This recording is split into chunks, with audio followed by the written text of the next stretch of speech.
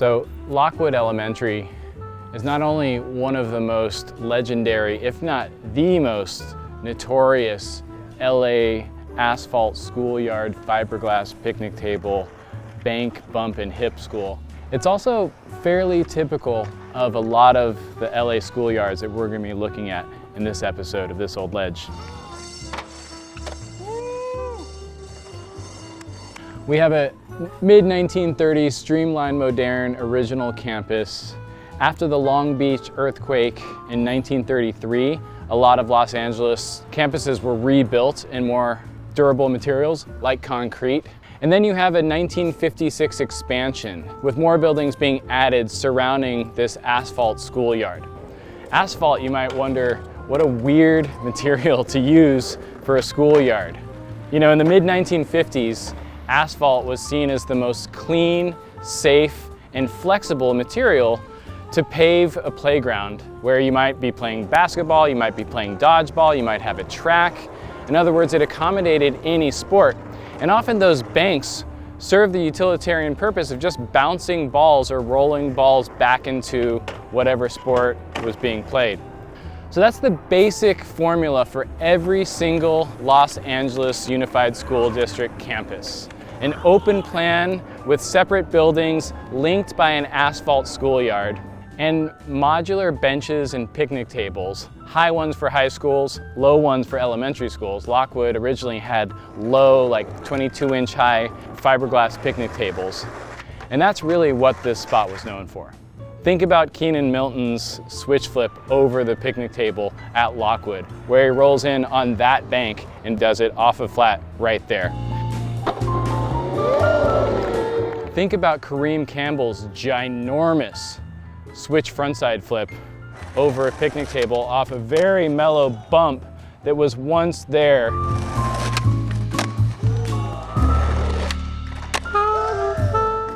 There's also a bump 2 table on the inside, and that's where you have like Mike Carroll's nose grind and nollie flip out. I think Van Engelen does a switch flip, switch nose manual.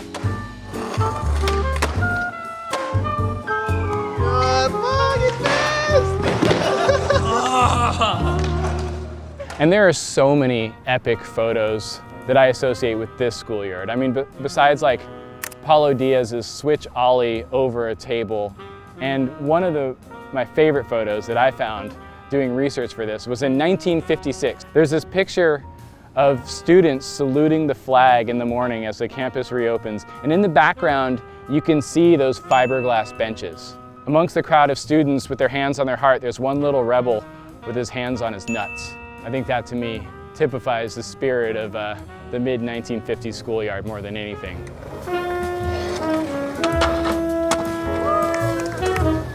One of the hallmarks of this spot, which is still kind of there, but is basically not skatable because there's a giant storage container in front of it, was this mellow bank against the wall here, where people would put benches. And there was also like a bar in the middle of the fence that people would later skate.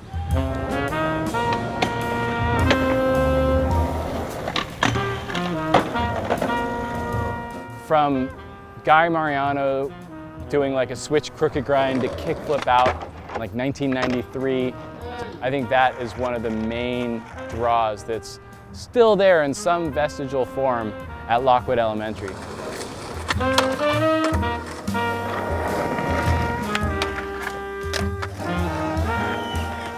This is not unique to this spot. I mean, there's 7th Street School in San Pedro. There's a whole number of schools that had these bank-to-benches, and I think that goes all the way back to Kenter Elementary School and Bellagio and the roots of modern skateboarding that happened in Santa Monica and Malibu. But having one here in East Hollywood with the charismatic crew of mid-90s skateboarders who grew up skating in this neighborhood, from Joey Suriel to Fabian Alomar, George Morales, Paulo Diaz, made Lockwood Elementary a global destination. Iconic videos like the Menace section from 20 Shot Sequence, you know, all the shit from Trilogy, meant that like by 1996, this was the epicenter of LA schoolyard skateboarding.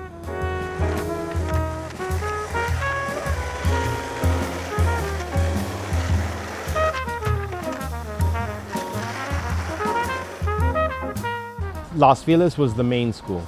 Yeah. You know what I mean? Like that was the spot, right? Right.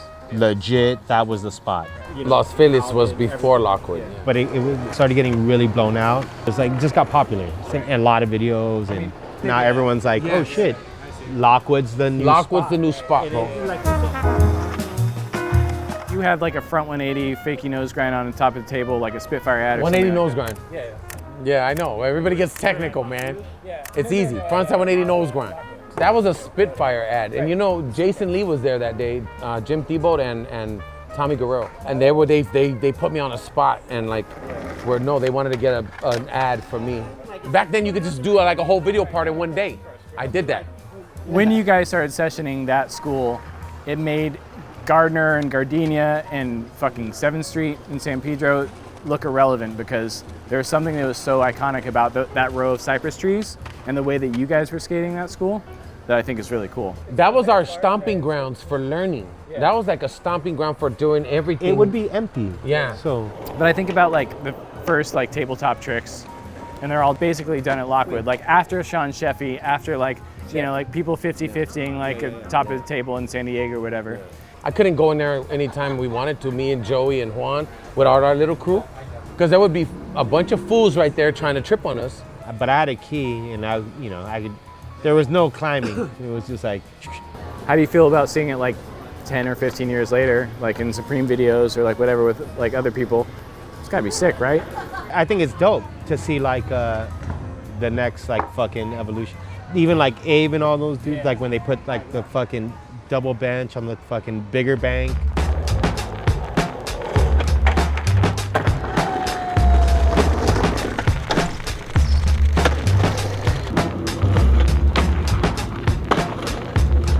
They're climbing a prison gate, a level 4 prison gate, just to get into there to go skate first and foremost. But just to keep the legacy going, I think it's dope.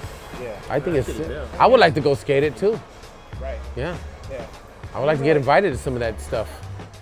And as often happens with a lot of these schoolyards, when they start to make changes to the original campus, they actually add new spots. So when they took out the hip that was right over here by this dugout, they added this planter ledge here. And that ended up becoming a spot where you'd either drag the top of a table to the front of that, and that's where Gino does that backside flip over the whole thing. Or all of a sudden now, unlike in the 90s, you had this like pretty decent painted concrete planter ledge. And so in those transformations, Lockwood, like a lot of these schools, ends up offering more and more for skaters.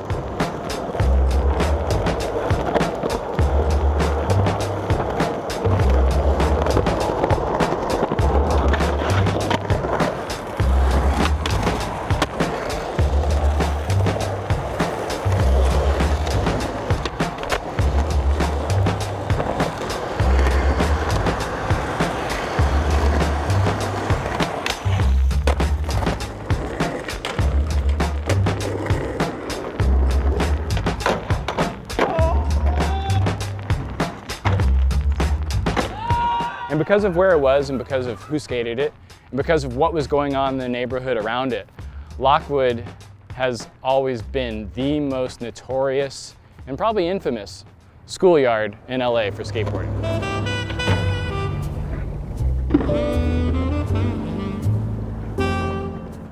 So we're now at Gardner Elementary, which was designed in 1936 during the Public Works Administration by the firm Webster and Wilson. And we have some really good examples of these classic archetypal LA schoolyard tables. The tables themselves vary from about 22 to 24 inches high. And the reasons why you see these small tables at elementary schools and not at high school is because these are for small people. From the late 19th century, emerging in Germany, there was a movement to build school furniture and furnishings for small children. And that really got written into code during the Montessori movement in the early 1900s. And by the 1940s in Southern California, fiberglass, plywood, and steel became the essential components of schoolyard furniture.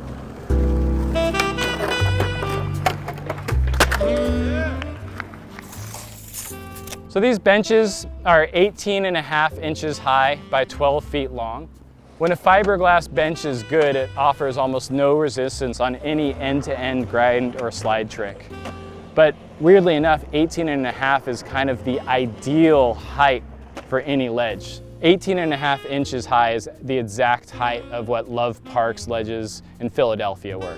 This table here is about 22 inches high and 8 feet long. And that's the basic modular size for every single LA schoolyard table that people have been skating for the last 30 years. I would say that the first footage of people skating tables actually comes out of San Diego. Early 8th Street videos, you have people like Matt Hensley and Donger and John Reeves skating schoolyard picnic tables. Brian Lottie rips schoolyard benches and Planet Earth videos. Eric Sanderson board slides the top of a table at Los Feliz in public domain. And because companies like Steelcraft had the contracts for LA Unified School District yards, we don't actually have the name of a designer. And the roots of this design go all the way back to the 1920s in Germany, where Bauhaus architects like Mies van der Rohe and Marcel Breuer designed modernist chairs like the B33 or the Wasili chair, where the smooth tubular steel was part of the functional elegance of the furniture itself.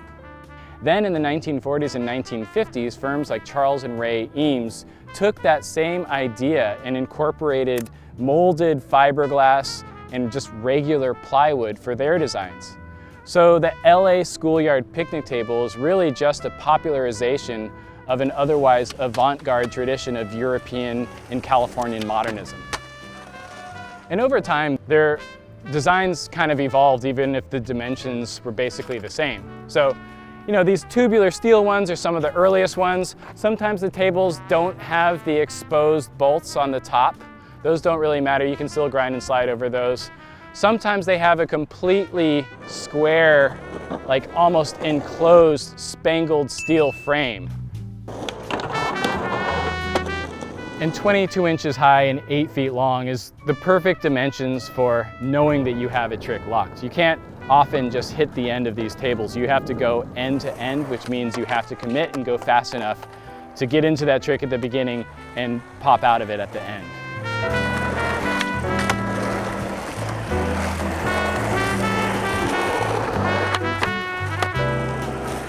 And you know, it's not just about where these benches are on the schoolyard, it's about what you can do with them. So I think of like Ray Barbie doing a kickflip backside 50-50 on a bench at Los Feliz, or Mark Gonzalez board sliding an A-frame of benches set up on top of a table in video days, or the endless combinations of gnarly setups that Daewon Song explored and risked his life doing so in the turn of the millennium in the Decca videos.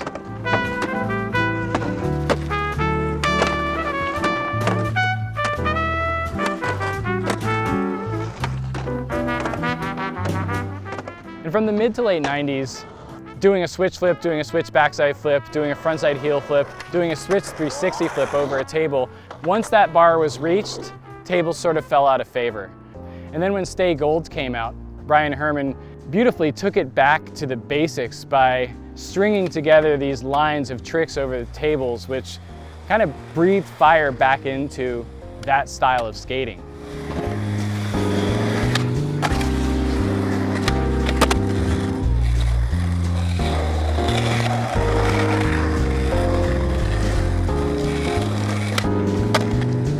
And so by 2014, when Cherry comes out, you start to see people skating this school and skating these tables, continuing on this very long and rich tradition of doing tricks fast and popping them high over tables. You know, all the stuff that Dylan did over and on these tabletops, Alex Olson's frontside 360 over a table on flat, Tyshawn switch backside tailslide big spin out on this very table at this very school. Diego Najera kickflipped one of these the long ways from flat. Anthony Van England's switch backside nose blunt end to end in propeller.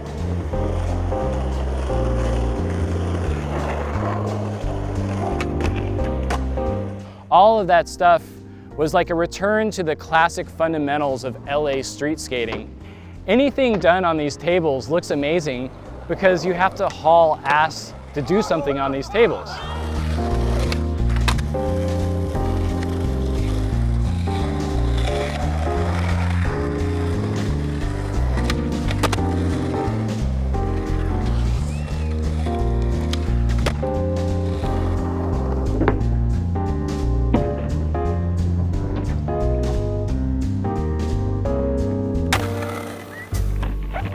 And this sustains this radical legacy of schoolyard street skating at its most pure and gnarly.